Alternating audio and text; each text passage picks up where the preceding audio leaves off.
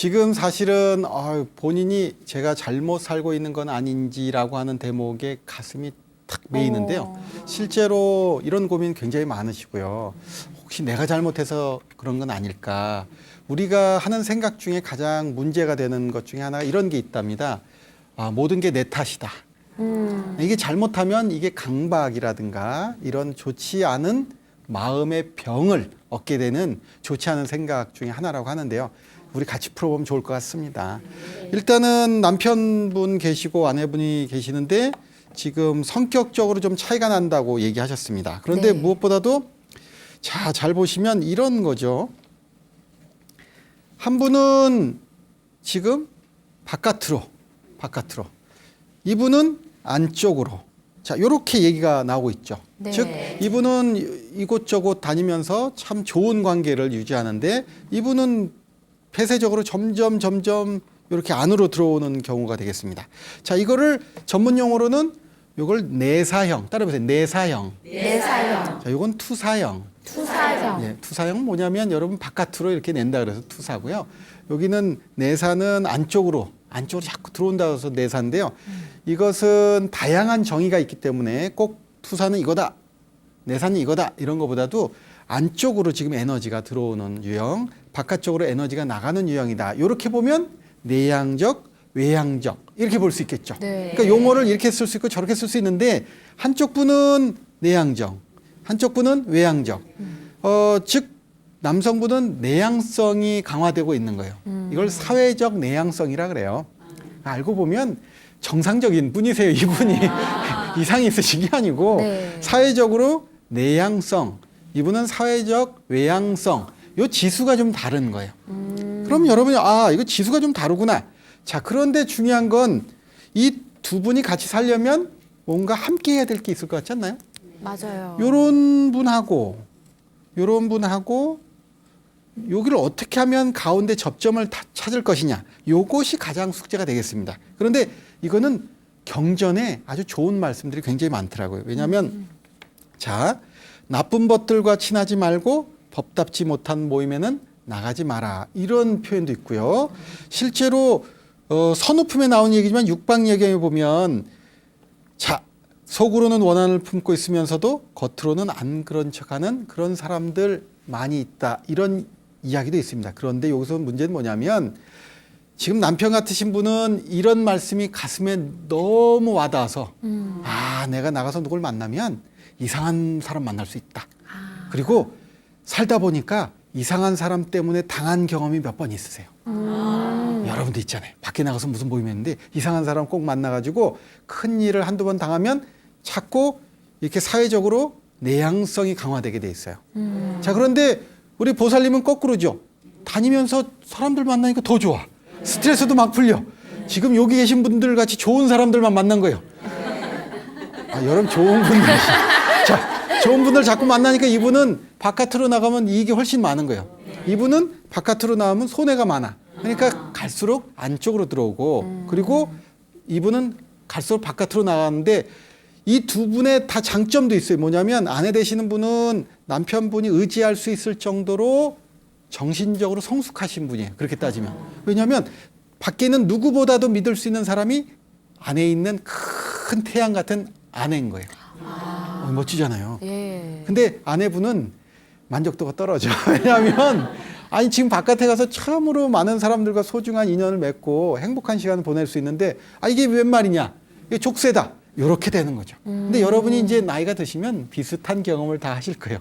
지금 여기 나오신 분들 중에는 아마 비슷하다 못해서 똑같은 경험을 하시고 잘못하면 못 나올 수 있었으나 곰국 끓여놓고 나오신 분들이 있을 수 있으니까 자, 그래서 여러분들이 이제 이런 분들이 있을 수 있는데 여러분이 나오니까 훨씬 좋잖아요. 나오면 이런 여러 가지 장점도 있고 좋은 것들도 있고 그래서 이럴 때는 자, 해결점은 함께 해요. 이게 해결책입니다.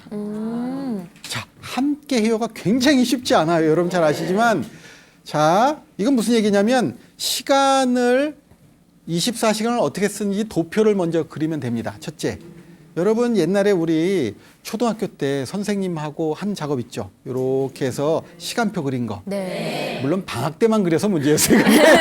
여러분 일상에서 그려야 되는데 그거 안 그리고 방학 때만 그려. 방학 때만. 근데 일어나고 맨날 놀기 이렇게 하고 숙제하기 써 있지만 끝까지 안 하죠. 그래서 방학 끝나기 3일 전에 갑자기 맞아요. 숙제를 하고 있죠. 네. 자, 그래서 지금 제가 말씀드리는 거를 옛날 숙제하듯이 그렇게 하시면 안 되고 정말 두 분이 같이 앉아서 시간표를 두 분이 다른 시간표가 짜 있는데 그 중에서 10분의 1. 자, 몇 퍼센트요? 10분의 1. 10%잖아요. 10분의 1 그랬더니 10%를 못 맞추시는구나. 자, 10%를 함께 써보자. 이렇게 시작해야 됩니다.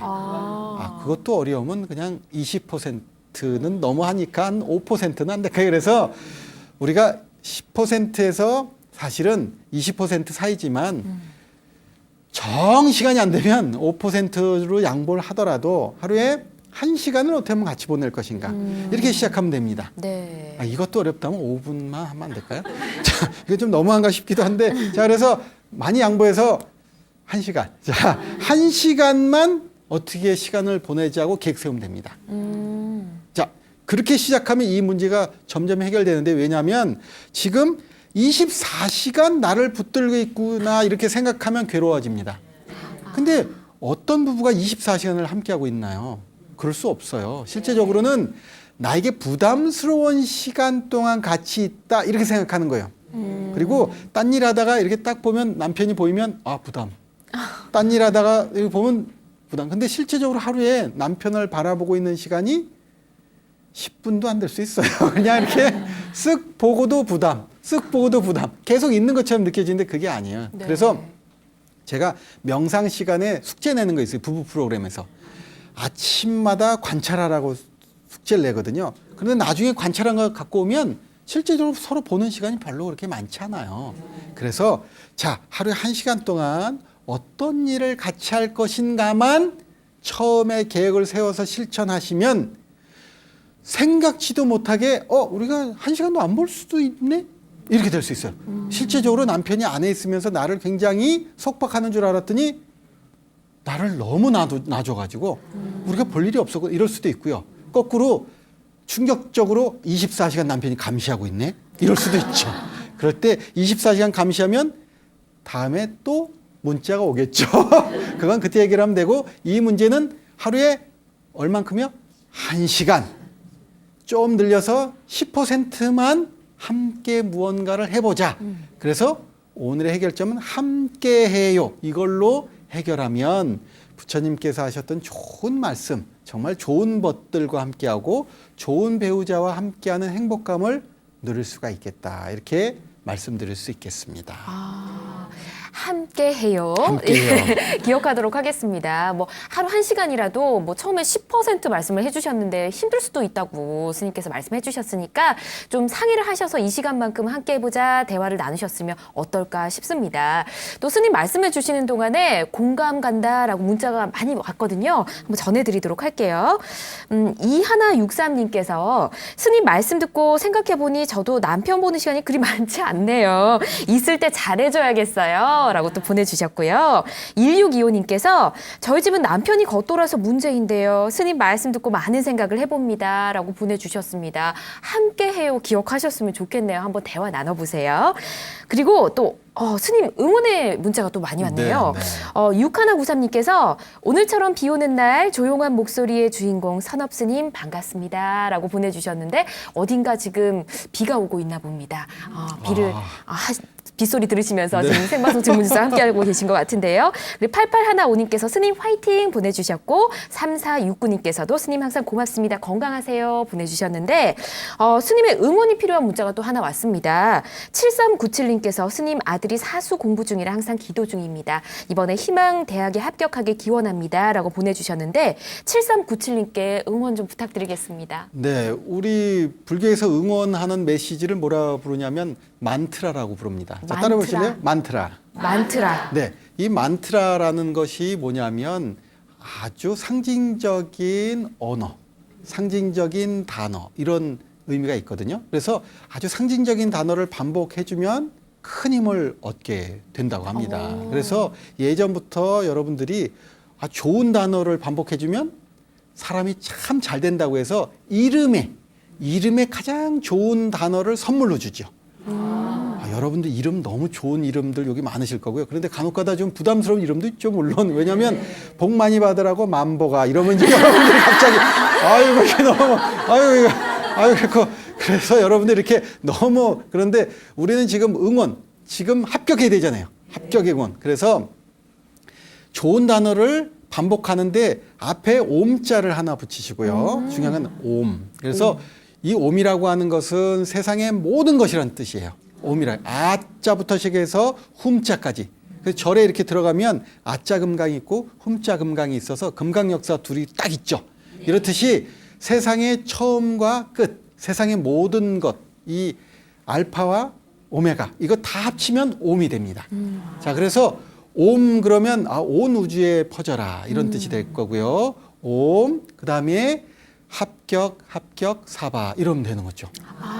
그런데 합격은 너무 속이 보인다 이러면 자 공부 잘하라는 의미잖아요. 지금 열심히 하라고. 그래서 우리가 정말 진심을 담아서 옴 화이팅 사바 이래 들을 것 같잖아요. 그래서 여러분 한번 같이 한번 해주죠. 자, 옴 화이팅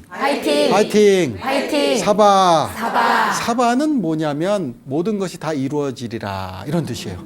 그럼 뭐죠? 온 우주에 이 아이에게 보내는 이 모든 메시지가 원만하게 다 성취되리라. 그래서 옴하고 가운데 정말 원하고 바라는 응원의 메시지 넣으시고 뒤에 성취되라 사바 이렇게 하시면 최고의 만트라가 되겠습니다. 그래서 우리는 여기는 화이팅 했지만 정말 엄마의 선물, 엄마의 정성을 담아서 단어 한자만 딱 넣어서 반복해 주시면 최고의 합격 보장이 될 것 같습니다. BTN